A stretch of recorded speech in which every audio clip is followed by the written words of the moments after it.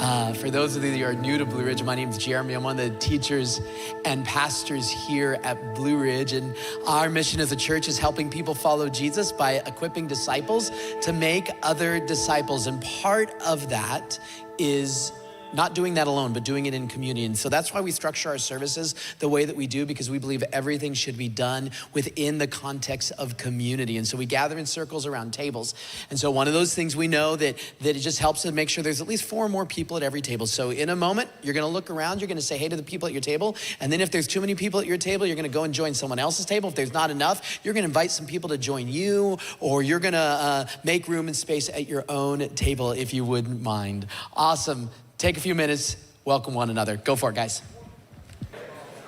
Awesome. Well, as you're coming back to your tables, would you write your name on a card? I did forget to acknowledge your bravery in this flood that we are experiencing for coming out. So write your name on a card, fold it in half, put it out so people can remember your name here this morning. Welcome those watching online. We are glad that you are here with us this morning. And also, welcome to our Bedford campus, who is joining us. We love that we get to do this together with you. And so last week, or a couple weeks ago, we began this new series, Following Jesus, his practices. And really the heart behind this series is this not to create a bunch of like a list of religious things that we've got to just go and do, but to take Jesus up on his invitation. See, Jesus wasn't just a great teacher, a good spiritual leader. Jesus is the Son of God. And his invitation to us as the Son of God is this: come to me. What we just sang about. Come to me, all you who are weary and burdened, and I will give you rest. You see, Jesus didn't give advice from afar, but he invited us into his life to follow him, not to just believe certain things about him, but to follow him into the rhythms and the practices that brought life and intimacy and connection with his Father and his relationship with him. In fact, we see that early on in Jesus' ministry with his disciples, we read this in Mark chapter 3, this theme. He says, he appointed 12, whom he also named apostles, to what? To be with him, to send them out to preach. You see, before they ever did anything for Jesus, the calling, the invitation was to be with him. Before they went and they were sent out, before they went and they did any type of miracles, before they went and they preached their first sermons, it was this idea of being with him. And as we've seen, this invitation wasn't just for the religious elite, it was for tax collectors. It was for fishermen. It was for ordinary, everyday people to join him, to follow him, to be with him. And in the process to be changed and transformed by him along the way. In fact, early on in his ministry, or in the Gospel of John, we see, again, carrying with this theme, these invitations to be with him. We see some of John the Baptist's disciples, they start following Jesus. And in John 1, we read this: when Jesus turned and noticed them following him, he asked them, "What are you looking for?" They said to him, "Rabbi," which means teacher, "where are you staying?" "Come and you will see," he replied. It's just this theme over and over again, not just to believe. He didn't say, hey, let me show you my classroom. Let me show you these theological beliefs. Not that those things are bad or wrong, but this was this initial invitation. Hey, come to me. Come be with me. Come and you will see. It's this invitation into relationship, into intimacy. This invitation to be with him. And this is the heart. See, Jesus isn't just a great teacher from the past, but he's alive today. And his invitation to his earliest disciples is the same invitation to us, to come and be, to come and see, to come and find out, to come and be with. And one of the primary ways in which we get to do that is through joining him in the practices that brought life and intimacy and connection for Jesus to his Father, to following him into that. And so as many of you know, the way this series is working is each week we're talking about a new practice of Jesus's or another practice of Jesus. And then with the expectation, the very last table time we have together will be hey, what's my practical next step? How am I gonna put this practice we've talked about today into practice in a big or a small way? What's the next step for me in that? And then we're leaving here with the expectation that we're actually going to do that Monday through Saturday. We're gonna put these things we talk about into practice. And then coming back, beginning each of our table time discussion times of the next week, the following Sunday, by going, okay, did we do that? How did it go? Let's debrief this together. Did it work? What didn't work? What surprised you? Did you forget all about it? And here's the thing. We know that sometimes there are gonna be great weeks and sometimes it's gonna be struggle. The point isn't perfection. The point is to begin as a group, as a culture here at Blue Ridge Community Church, to take Jesus up on this invitation to be with him in these practices. These things that he's inviting us into to find intimacy, connection with him through. And in the process, watch as he changes and transforms us, doing for us what we can't do for ourselves. And so last week, we talked about the idea of serving or service. And we looked at three primary ways, or three ways in which Jesus modeled serving others or serving people. He modeled it by serving one another, serving those within the church. He modeled it by serving others, those outside the church, outside the community of faith. And he modeled it by living an interruptible life. Like, it was amazing how many times you just see, when you look at the Gospels through the lens of Jesus being interrupted, how many times we see that the fact that it was this interruption that gave Jesus the opportunity to serve and take care of a practical need of someone around him. And so here's the deal. Here's where I want to begin with your first table time. So if you were here, what was your practice takeaway from last week? Did you follow through? Okay, did you do it? Did you do it? How did it go? What surprised you? Where is there room for growth? What did you learn along the way? If you weren't here, how did someone serve you this last week, and how did that affect you along the way? So I know I'm asking you to be vulnerable, so I'll go first. So for me, my practical takeaway last week, my practical practice was every day to intentionally, not just have it happen haphazardly, but to intentionally look for ways to serve people around me every single day. Like, it was like an intentional looking for a way to serve at least one person that day. And so I'm not gonna share my whole week, but Monday and Tuesday will kind of give you an idea of how it went for me. Monday started off great, okay? Started off great. Like, I knew I was gonna be gone from my house most of the day that day. And so before I left the house, in a way of serving my wife, I made sure I picked up the entire first floor, made sure it was clean, so that she came home, and I knew that would take a weight off of her when she got home from work. It was a way of practically serving her. And then I went down, as I shared with you guys, oftentimes my Mondays are down at a friend. He owns a couple businesses downtown, and so serving them on my day off on a Monday down there. And so I was down there, and I was doing that and putting together or building from scratch with the owner a display for the shop floor that they have down there. And normally when I'm down there, he'll take me to lunch, because again, I'm not getting paid, so he'll take me to lunch, buy lunch for me. And so as we were sitting there at lunch, I felt Jesus say, Jeremy, this is an opportunity for you to display. You don't even do this for something as simple as a free lunch, but you're doing this because you really want to love on him, serve him, and you want to serve his employees. And so that's what I did. So Monday started off great, like serving right out of the gate, awesome. Tuesday, a little bit different story. Okay, Tuesday, it was our snow and ice day, and I was working here at the New London campus. I was here at the New London campus in our atrium, and I was looking out back, and I saw the snow kind of accumulating on the back sidewalk. It doesn't get a lot of sun back there.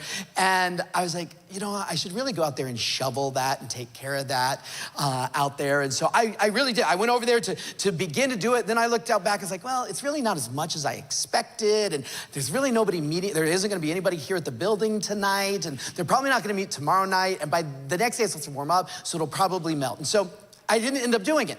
And as I was kind of reflecting on my day of opportunities I had to intentionally serve other people, Jesus just highlighted that one for me and said, Jeremy, that was an opportunity I was giving you, and you talked yourself out of it. So that was kind of, as you can expect, that was kind of how my week went. Now, as I zoom out and I look at large picture, one of the big lessons from this last week was every single person I served were people I had a relationship with, started connected to, and I think there's something larger in this whole series as a whole for me of starting to notice and be aware more and more of people in the margins. People with needs that I don't in my average day take the time to slow down and really notice and see. So, that was my journey this last week. I'm gonna give you guys 6 minutes to go around and answer one of the two following questions, okay, at your tables. Go for it, guys. Okay, so I'm gonna interrupt you. Now, don't rearrange your chairs back to, don't face front quite yet, because I'm gonna send you almost right back into another table time. It's gonna be a shorter one for this one. But today, we're gonna continue, and guys, this is gonna be the rhythm. This is gonna be the rhythm all throughout this series of debriefing the previous week, and then also starting to wrestle through what we're gonna be talking about today. So today, we're gonna be talking about a new practice. It's practice of Sabbath. Now, Sabbath is not a word that we use outside of religious circles all that often. Sabbatical, maybe, but this idea of Sabbath outside of religious circles is not just something we use every day. So here's what I want you to do, and I'm only gonna give you 3 minutes because I just wanna get you guys thinking about this practice, this idea, or at least our experience with it. So here's what I'm gonna ask you. What comes to mind when you hear the word Sabbath? And how have you experienced Sabbath in your life, if at all? So what comes to mind when you think about it? Now, as we're talking about this idea of Sabbath, full disclosure today, okay? While serving and that kind of stuff might be a strength of mine over the last kind of 2.5 decades of my adult life of following Jesus, Sabbath would be on the other extreme, the other side, okay? So what we're talking about today, I'm as much talking to myself as any one other person in this room as we go on this journey together. So what comes to mind when you hear the word Sabbath, and how have you experienced Sabbath in your life, if at all? Okay, I'm gonna give you just 3 minutes just to kind of start getting into this idea of Sabbath around your table. Go for it, guys.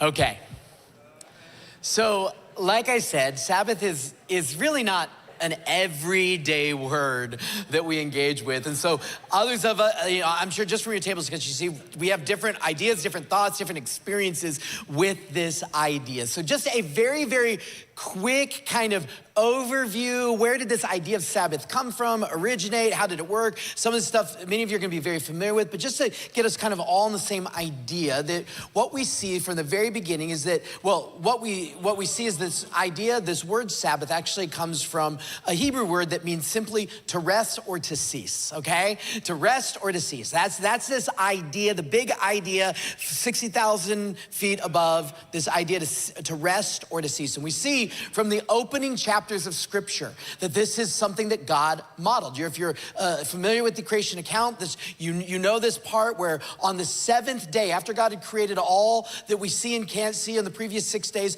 on the 7th day, God had completed his work that he had done, and he rested. This is that word Sabbath. He rested, he ceased on the 7th day from all of his work that he had done. And God blessed the 7th day and declared it holy. He set it apart.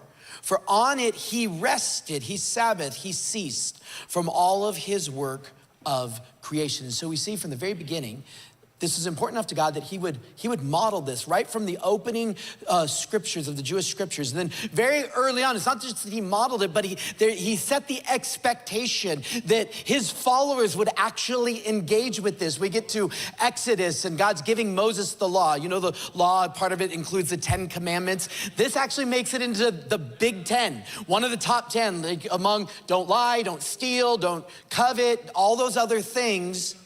Sabbath makes it into this. Exodus chapter 20, it says, remember the Sabbath day, to keep it holy, set apart.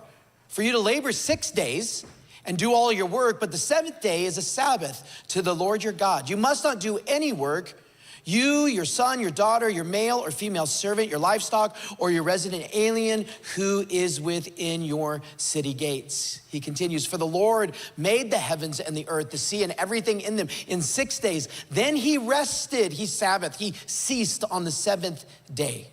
Therefore the Lord blessed, he set apart the the Sabbath day and declared it holy. So we see that it's so important to God, he modeled it. He set the expectation that his followers from the beginning, this would be something that we engage with. And then we get to the New Testament and we see that Jesus not fully engaged, just like was kind of the expectation, the custom, the law of his day. Jesus was a first century Jewish man, Jewish person, and he was a Jewish rabbi. And so we see that he regularly engaged with this practice of Sabbath. And we know this because things like, for example, that part of the culture of Sabbath happened on a Saturday, and part of your Sabbath tradition was to go to synagogue that day. And we see in Luke, says Jesus came to Nazareth, where he had been brought up as usual, it says, as usual, or per his custom. He entered the synagogue on the Sabbath day, and he stood up to read. God modeled it. He set it as an expectation for his followers from the beginning, and Jesus engaged with this on a regular basis. It was a part of his usual rhythm. So, again, that's a very quick, broad overview of just kind of like where it came from. But the real question I have as I look at that is like, well, why is it important to me? If we're talking about intimacy and connection with God, why is this practice of Sabbath? How does this create intimacy, connection with Jesus? Why would this be important for me? Because Sabbath during our time is not without its religious controversies, because some people would argue, followers of Jesus would argue on, opposite sides of the spectrum. They would say things like, and some of you may be aware of this and some of you may not, but the Sabbath for us today as Jesus followers is not something that is required or that we need to really practice. That they would say things like it's under the Old Testament law.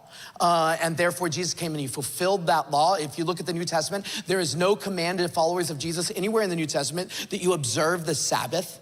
That was all in the Jewish scriptures. And so for us, where there's not a need, is what one side would argue. The other side would argue, well, God modeled it before the law, long before the law existed, what we saw on Mount Sinai with Moses and things like that. So it was instituted before the law ever existed. So there's something there. And then if you go to the New Testament, all the other of the 9 of the big 10 commandments are still expectations of Jesus' followers. Don't steal, don't kill, don't do those things. Why would we set apart Sabbath as any different? So where would I stand? Well, here's what I would say is that something doesn't need to be law or commanded for us to know it's good for us. It's healthy. There is no law that you must exercise, right? There is no law that says you must exercise, but we all know whether we do it or not, it's healthy, it's good for us, right? I believe Sabbath would be a similar thing. They would fit into, no matter what our views are of what the Bible commands or doesn't command, to see it as healthy and good for us and our connection with God. I think about this. How often do you hear this? Whenever you ask someone, how's your week been? What's the primary answer that we all give? Busy, right? It's been so busy. It's been so crazy, right? All this stuff, right? And here's the deal. Why do we answer that way? Because in our culture, busyness is seen as a badge of honor. It's what responsible human beings do. They're busy. Now, whether we would subconsciously or consciously articulate it this way, but somehow busyness and a full schedule is connected to our worth, our value. It states that I am needed by my family. I'm needed by other people, by my friends. I'm needed by the people I work with, my coworkers.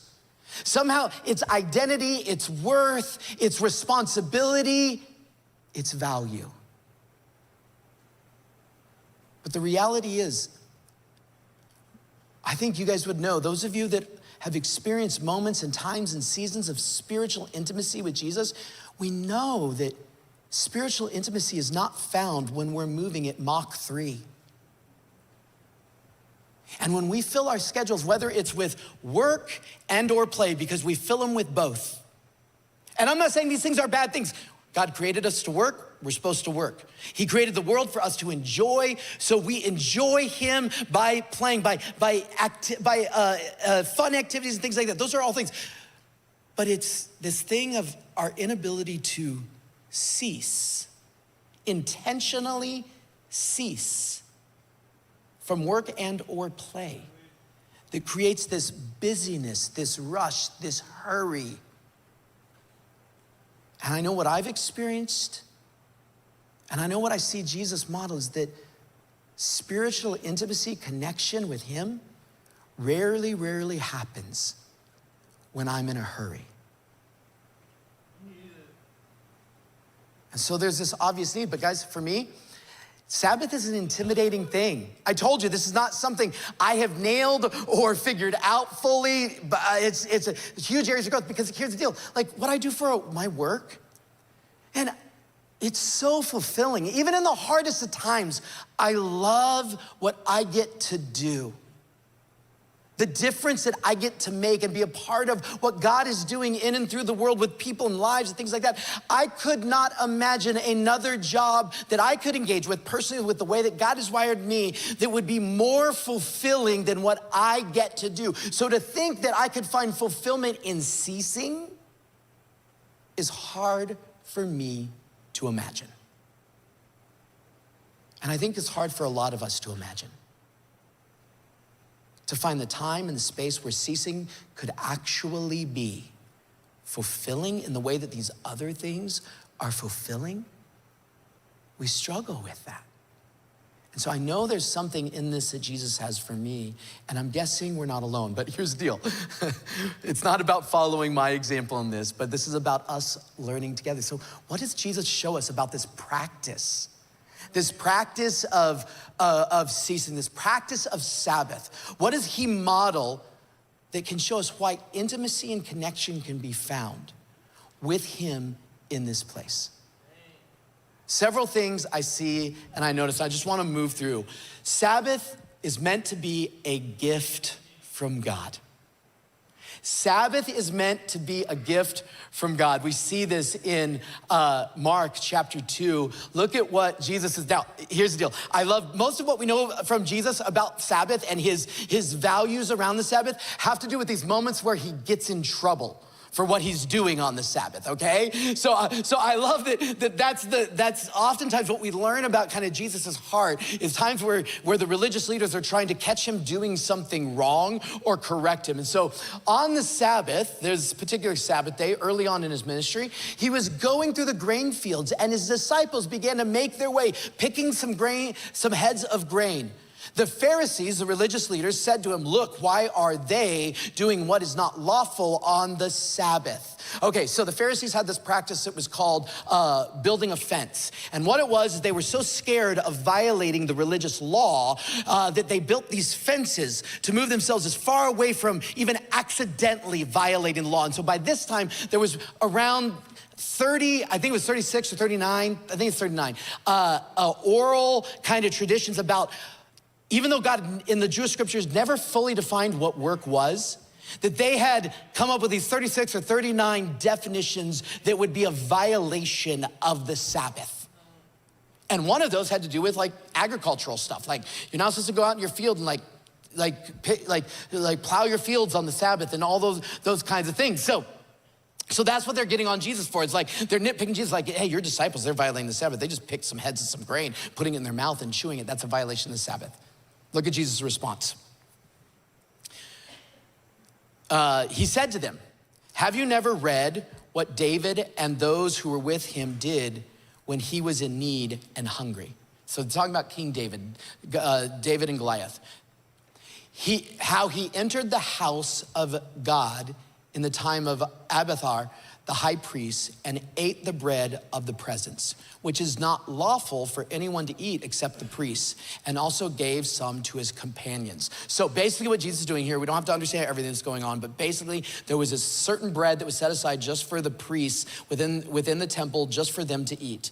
And this is a time when David was being chased by Saul, as people were starving, all this kind of stuff. And so it's going on. And so David and his men that were starving or really, really hungry, they asked permission for the priest to eat the bread. And although it technically violated Jewish law for them to do this, they were never condemned for doing it. And what Jesus is saying is, hey, he's confronting these Pharisees for their strict, rigid views around the Sabbath. And then he gets to the heart of what Sabbath was about. He says this, then he told them, the Sabbath was made for man and not man for the Sabbath. So then the Son of Man is Lord even of the Sabbath. See, what Jesus was saying is the Sabbath wasn't meant to be this burdensome thing for humanity, but it was meant to be a gift from my Father towards us to find connection and intimacy with him and for us with the Father and with Jesus. It's meant to be viewed as a gift. See, I think it's really interesting that God never defines for us fully what he means by work. And I think there's a huge amount of obvious wisdom in this because different ages of human history, different things would be considered work than others. Like, right? Even again, in our same time period, what you view as work based on your personality might be different for me. It might be work for you as an introvert to sit at a table and talk with people, right? That's work for you kind of idea, where that's not work for me. Some of you, you may work with your hands all day, and so thinking of doing something else with your hands is not restful at all. While others of us, we work with our minds or things like that, and so, reading another book may not be restful, but doing something with our hands. In fact, just a handful of weeks ago, I was like, okay, I need a Sabbath. I need this intentional time with Jesus today. And my job is mostly about my mind and my emotions. Like they're regularly wrapped up in there. And so for me, I rarely get to use my hands in day-to-day life.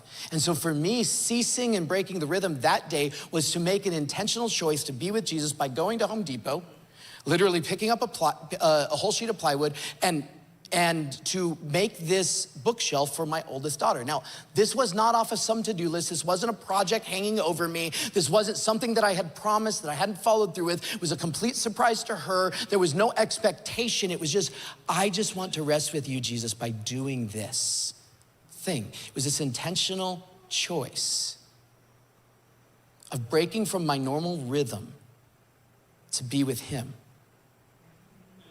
resting with him in that way. See, one of the ways in which we can view Sabbath is meant to be a gift from God, not a big bit of pressure and rules that we got to follow. It's meant to be a gift. So a key question we can prayerfully ask is, what does resting look like for me?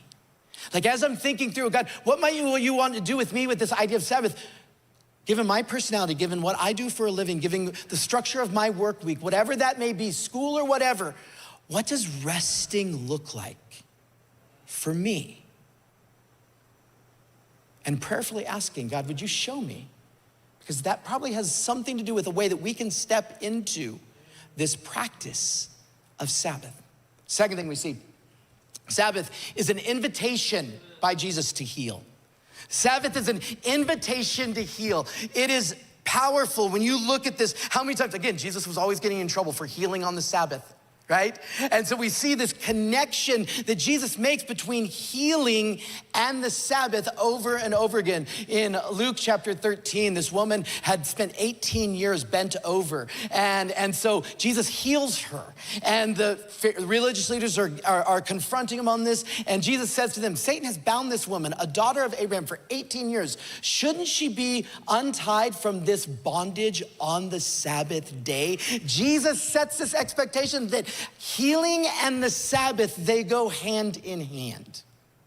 Another day, there was this Sabbath that there was this man with this withered hand that Jesus healed him in a miraculous way. And again, here are the religious leaders confronting him, and this is Jesus' response. Is it lawful to do good? Is it lawful to do good on the Sabbath or to do evil? To save a life or to kill?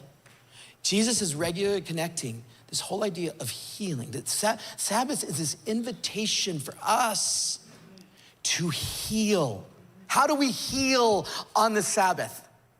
Well, it's a way for us to physically heal.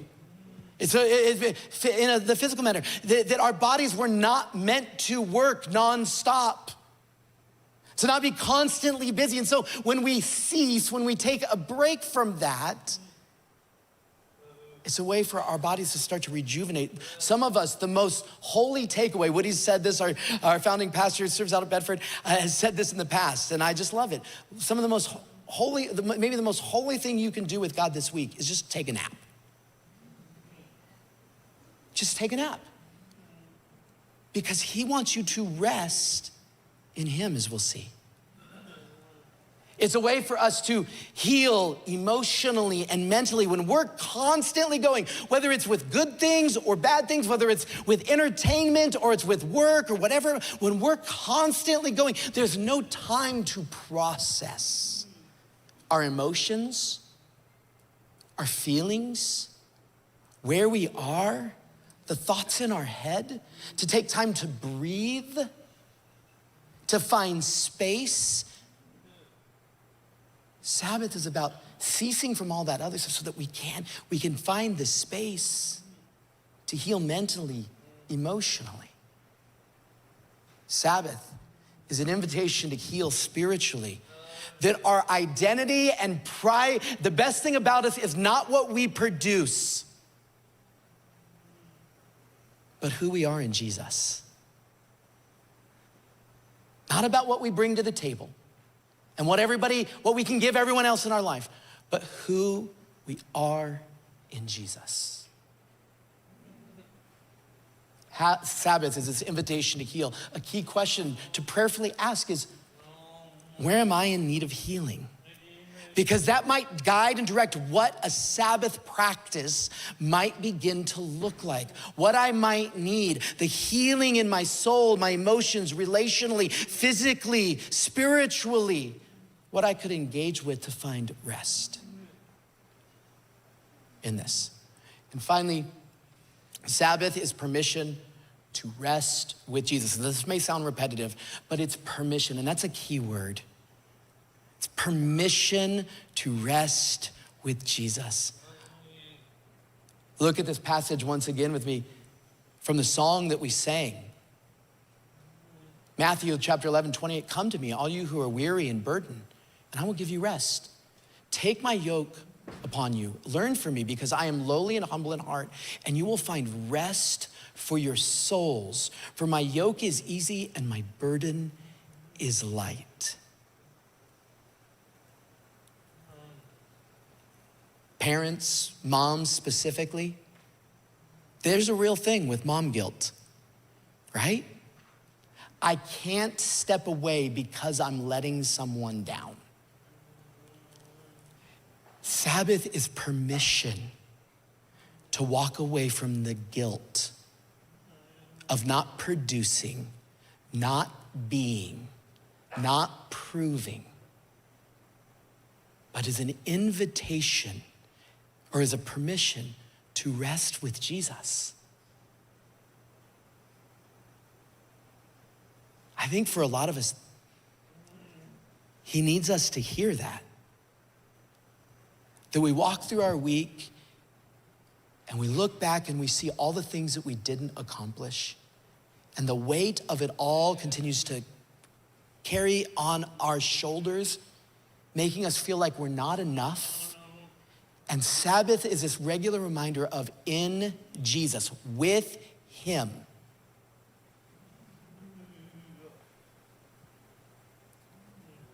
We are. We don't need to prove. We don't need to achieve. It's permission to let go of the guilt and rest with him. A key question to prayerfully ask is, what responsibility would I feel guilty stepping away from in order to rest? That might help us identify exactly what Sabbath might look like for us. So what do we do with this? I think a lot of us would look at our schedules and we go, if he's asking us to take a full 24 hours, I don't know where that's gonna fit in at all. Guys, like I said, this isn't about rules. It's about intentionally looking for time to rest and to cease. For some of us, God may be speaking very clearly. Yeah, it's a full 24 hours. You need to do that. You need to put it in practice. You need to put it in practice this week. For a lot of us, it's gonna be looking at our schedules and going, okay, what do I feel guilty about if I let go of? And I'm gonna let go of that for a couple hours this coming Saturday or this Sunday or this afternoon. It may start with a half day. It may start with a couple of hours. It may be with people. It may not be with people. It may be reading a book. It may be taking a nap. But it is an intentional choice we are making to rest, to cease, to be with Jesus. He's given us that gift, the invitation to heal, and the permission to stop. What does it look like for you? At your tables, I just want you to take a moment. In fact, let's just quiet right now. Let's just close our eyes right now. And let's just ask him, what would it look like for me to intentionally rest this week with you, Jesus?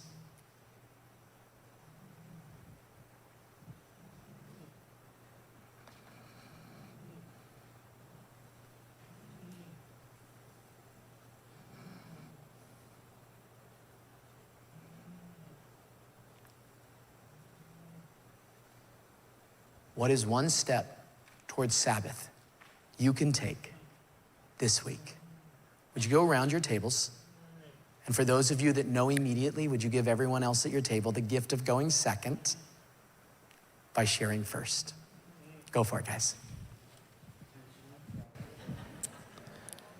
So could I get you to stand with me? I want to read this passage one more time over us before we go.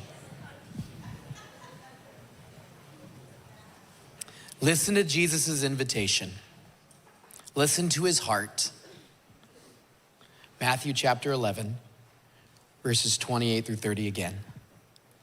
Come to me, all of you who are weary and burdened, and I will give you rest. Take my yoke upon and learn from me, because I am lowly and humble in heart, and you will find rest for your souls. For my yoke is easy and my burden is light. Jesus, I thank you for the gift of Sabbath, and I'll confess in this I am chief among sinners, in that I always want to be listening, doing, entertaining myself, engaging with something. And I struggle to trust that you could be as fulfilling, at least my actions show this, that you could be as fulfilling as a lot of those things. I don't believe that's just a me problem. I think that is a cultural issue we have. So Jesus, would you meet us gently in this space? And would we trust you and take you at your word? If we'll set aside this time, we will truly find rest for our souls. It's in your name we pray. Amen. Love you guys. See you next week.